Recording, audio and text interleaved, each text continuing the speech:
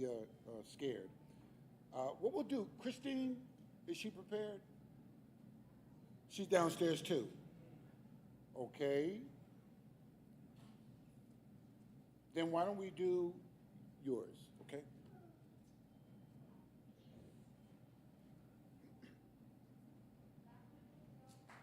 That's right, that's right.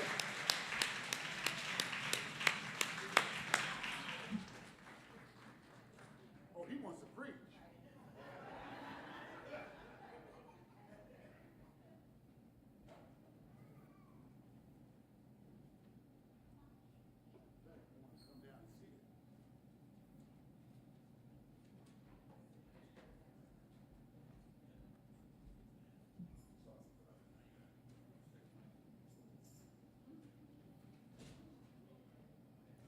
Hello, everyone.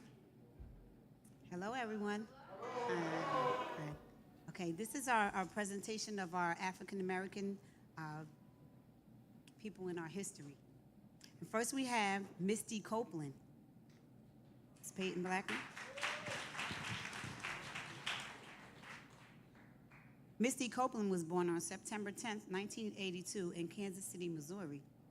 She is an African-American professional ballet dancer and author who earned soloist status in 2007, and in 2015 became the first African-American female principal dancer in American Ballet Theater's 75-year history.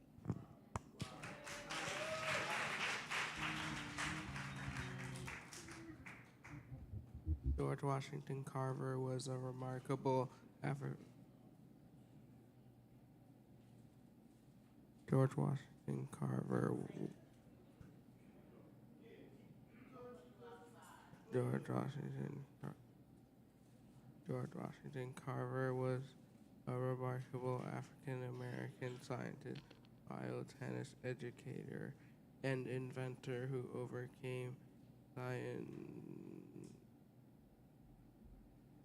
challenges to become one of the most prominent figures in American history. Born into slavery in Diamond Grove, Missouri around 1864. The exact date isn't known. Carver is perhaps best known for his groundbreaking research on peanuts and sweet potatoes. He discovered hundreds of uses for these crops, including creating new food products, design cosmetics, and introductional materials. His work revolutionized medical practice and helped disrupt the southern economy, which had been heavily determined on cotton.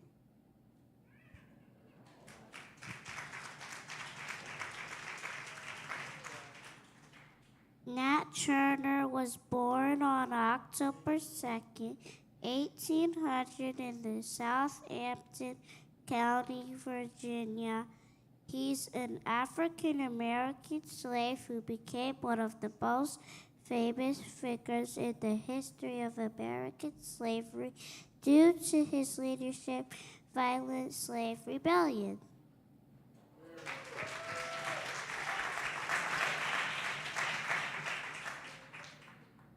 Rosa Parks was born on February 4th, 1913, in Tuskegee, Alabama. She was an African-American civil rights activist who refused to give up her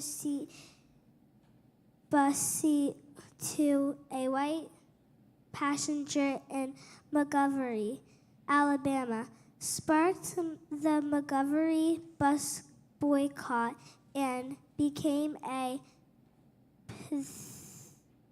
pivotal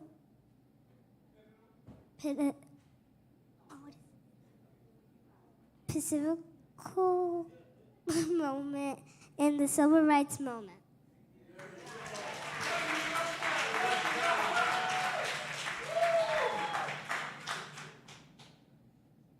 Mary Kenner was born May 17, 1912, in Monroe, North Carolina.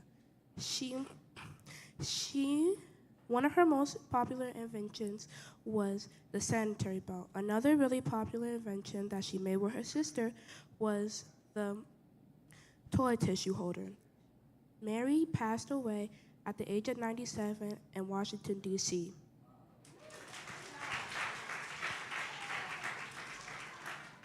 Garrett August Morgan was born on March 4th, 1877 in Paris, Kentucky. He was an African-American inventor and entrepreneur known for his significant contributions to various industries, particularly in transportation and safety. He invented the three-position red, yellow, and green traffic signal and the safety hood, later known as the gas mask. Morgan's inventions and innovations have had a lasting impact on society.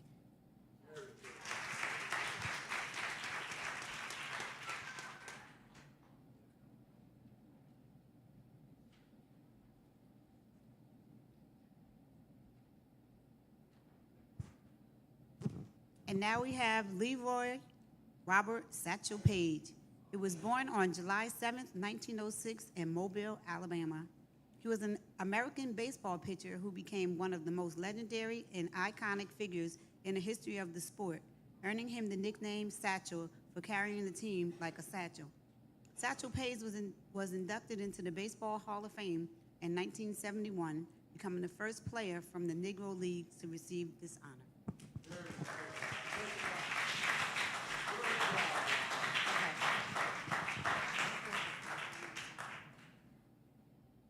I'm Satchel Paige. Garrett August Morgan. I'm Mary Beatrice Davidson Kenner. I'm Rosa Lewis Parks. I am Nat Turner. I am George Washington Carver.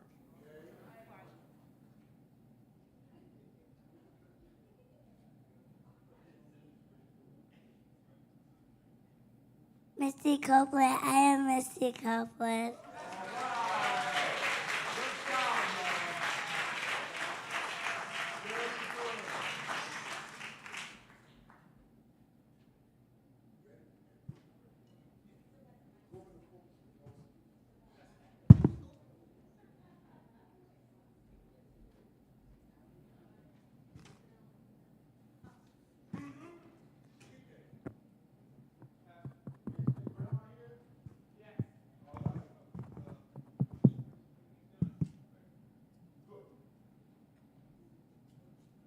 Good afternoon, church.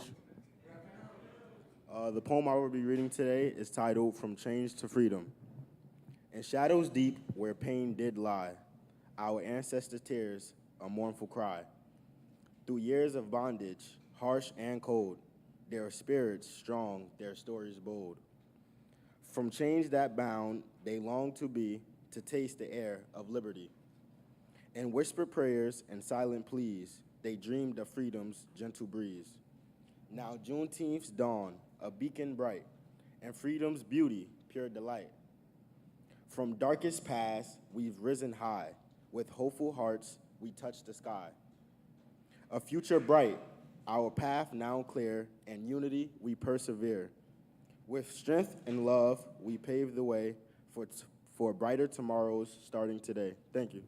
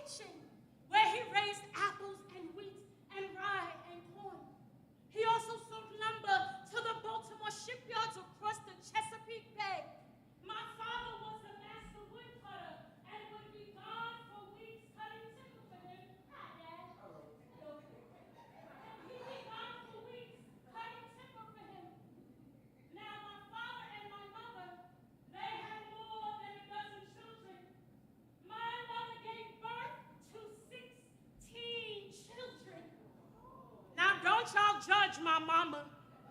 Don't y'all even dare fix your face up at her. There was nothing to preoccupy them. There was no cable. There were no video games, no Fortnite, no Call of Duty, no Halo. There was nothing to keep them occupied. And my daddy clearly was such a lovable man. So he and my mother had 16 children, but all I ever knew were 4 brothers and 3 sisters. I learned early on not to ask what happened to the others, but what do you all think happened to them? What happened to them, y'all? They were sold, yes, they were sold into the deep south, just like that. Gone forever. Now, when I was born, they named me Araminta. Do I look like an Araminta to you good people? No, right? I didn't like that name Araminta, so they called me Minty, M-I-N-T-Y, like I was a piece of gum or something. My mother's real name was Harriet Green. So when I was old enough to choose, I changed my name to Harriet after my darling mother. And she had such a hard life with terrible suffering, but she never ever let that crush her loving spirit. So now, when I was 5 years old, let's roll. You took the glasses, come on. When I was 5, you need a hat on, baby. We gonna need it on the plantation, come on. When I was 5 years old, I was taken from my mother. What's your name, baby? Dream? Dream? Now that's a beautiful name, unlike Araminta. What's your name, Sugar?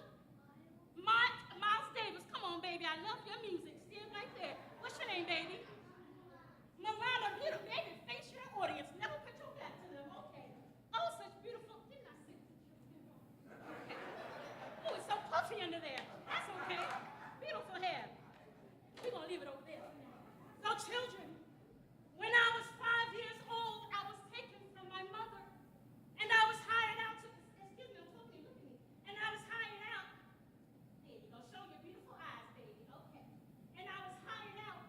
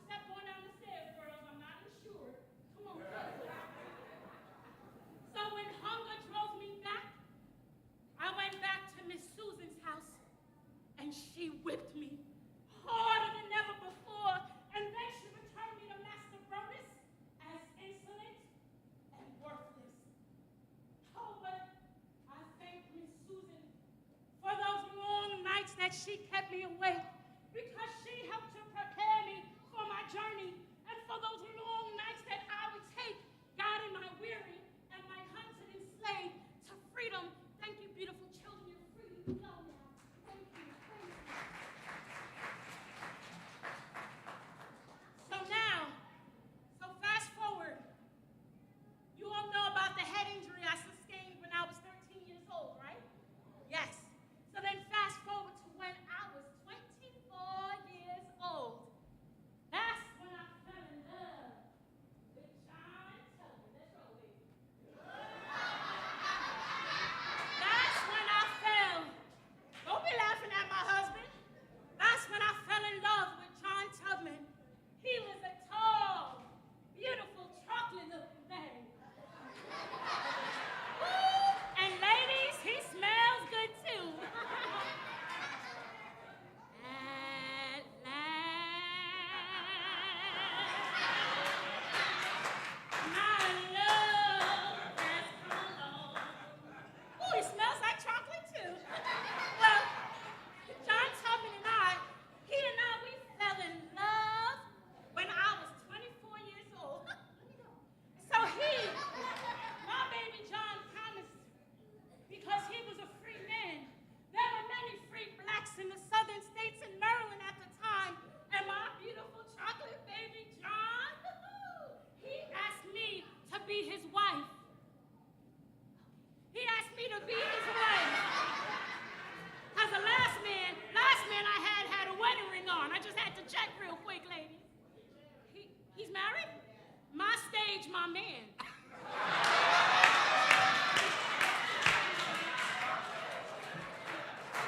So, back to my show.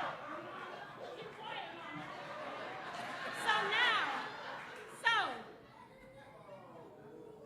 My beautiful baby John asked me to be his wife. And at first I said no, because I was enslaved. And if we had children, they would also be enslaved. But my beautiful baby John promised that one day that he would set me free somehow. So we were married by jumping over the broom. You better jump like you want it. I don't care who's watching. You better jump, John. So my baby John and I, we took a regular house broom that you sweep your floors with. We put it down on the ground and we jumped. There you go, baby. We jumped over that broom. You see, ladies and gentlemen and children, in the year 1844, it was illegal for black and brown people to enter churches and courthouses because of the color of our skin. So we had to take a regular house broom, lay it on the ground, interlock our beautiful fingers. Where you like that? Interlock our beautiful fingers, and then jump over the broom, which is a West African custom and a Shanti tribe tradition, which symbolizes going over the threshold and into one's home and starting our lives together. And for 4 years, my beautiful baby John and I, we were so happy. Well, except for the fact that John never understood what it meant to be enslaved. You see, at night when I would close my eyes, I could see the horsemen coming, and I could hear the screams of women and children being taken to a far worse slavery than here. Often I would wake in terror, screaming that I was being dragged away in chains. John often laughed at me, and he would tease me. And once he even said to me, "If you ever try to escape, I will come after you and bring you back." Do you all believe he meant it? Yeah, all of y'all? Golly. Well, I don't know if my beautiful baby John meant it or not, but I knew that when I had to leave, I dared not tell John in case he betrayed me. And then when I was 29 years old, that's when the Reverend Dr. Thompson had ordered me sold, and I resolved to leave. I did not tell my beautiful baby John, and I left without word, and I kissed my baby John on his forehead. I wrote him a cup of warm milk,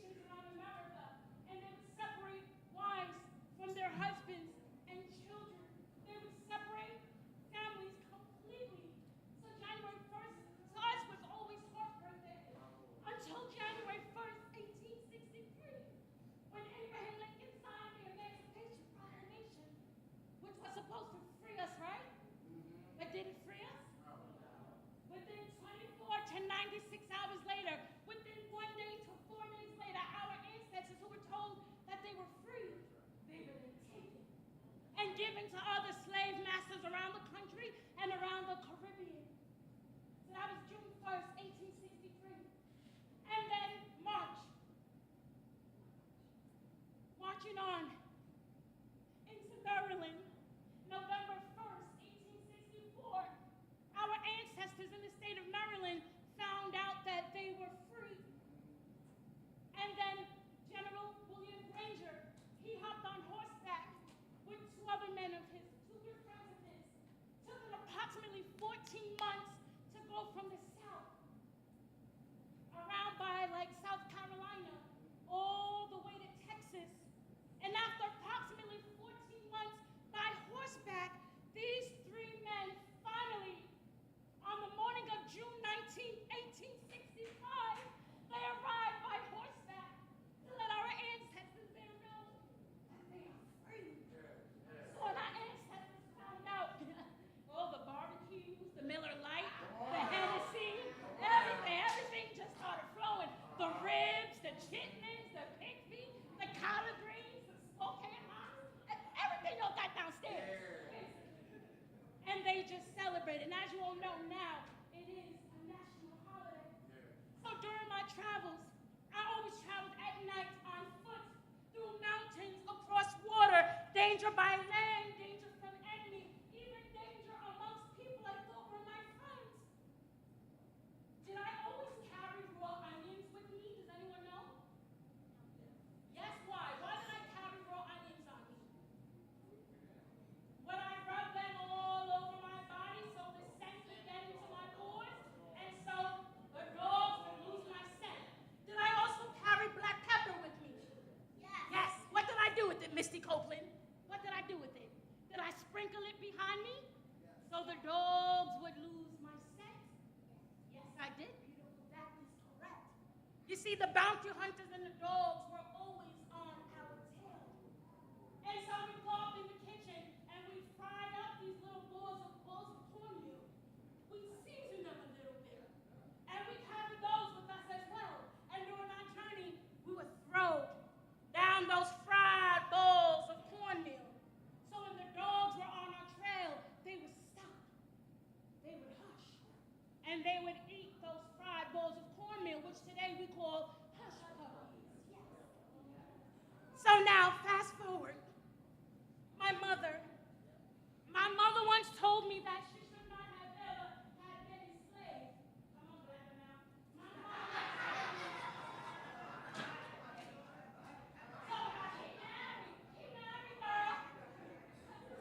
My mother once told me that she should have never had been enslaved. So I paid a lawyer to look up the will of my mother's first. Mama, get to the right. I paid a lawyer to look up the will of my mother's first master. Remember, my birth name is Araminta Ross, and my mother's birth name is Harriet Ross. That's right, she's related to Diana Ross, y'all. So yes, I paid a lawyer to look up the will of my mother's first master,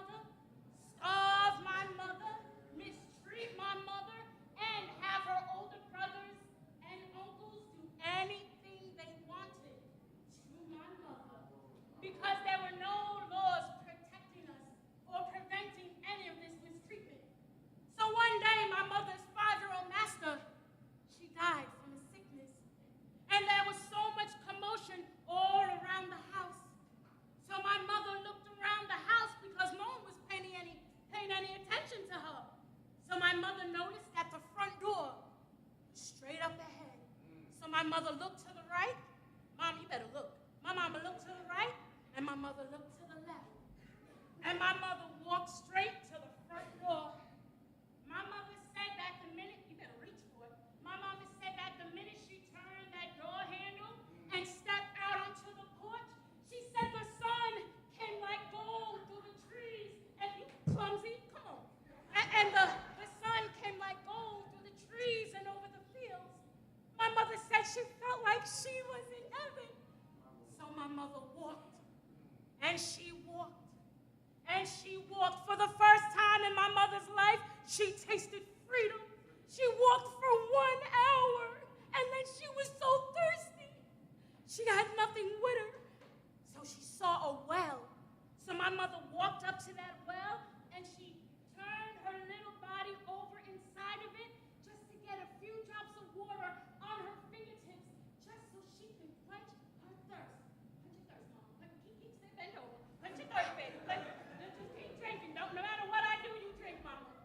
So my mother just kept on drinking, so happy that she was finally able to quench her thirst. Little did my mother know that her 5-year-old master who just died, her 8-year-old brother was following her.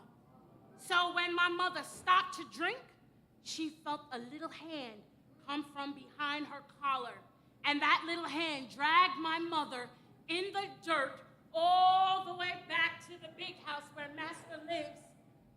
And just like that, my mother was now his property. My mother worked for him in bondage, being abused in every sense of the word for the next 69 years until she was freed by me, her very own daughter. And I sometimes think that my greatest achievement ever was rescuing my parents. Yes, yes. You see, my parents were old now and their life was simple. But praise, put your arms around. Praise the Lord. They were free. I could see them there in the morning, slowly walking by, hand in hand, on the other side of Jordan, safe and sound in the promised land.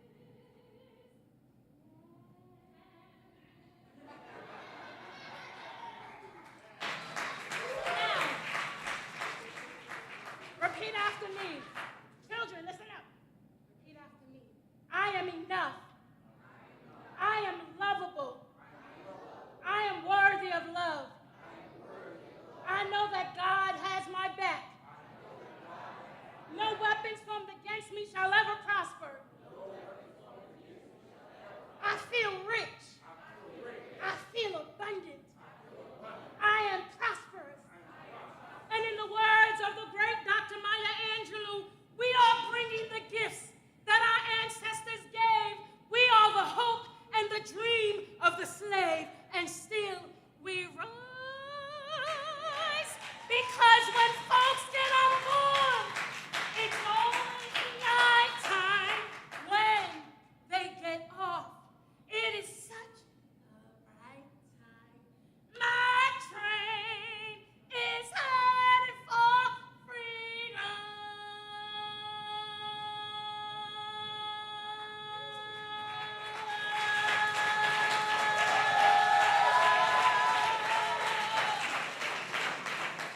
My train. You all were amazing. Thank you so much for allowing me to be here. Thank you, Pastor. Thank you, Janet. Thank you, Velvet. You all are amazing. Thank you.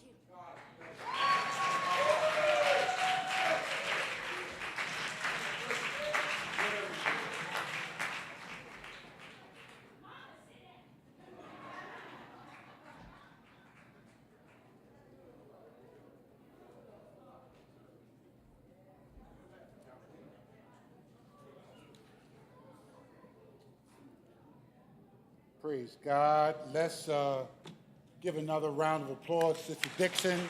Great job. Great job. So if we can get you for next year, we'll get you for the whole hour. All right? Praise God. All right. Have you all been blessed?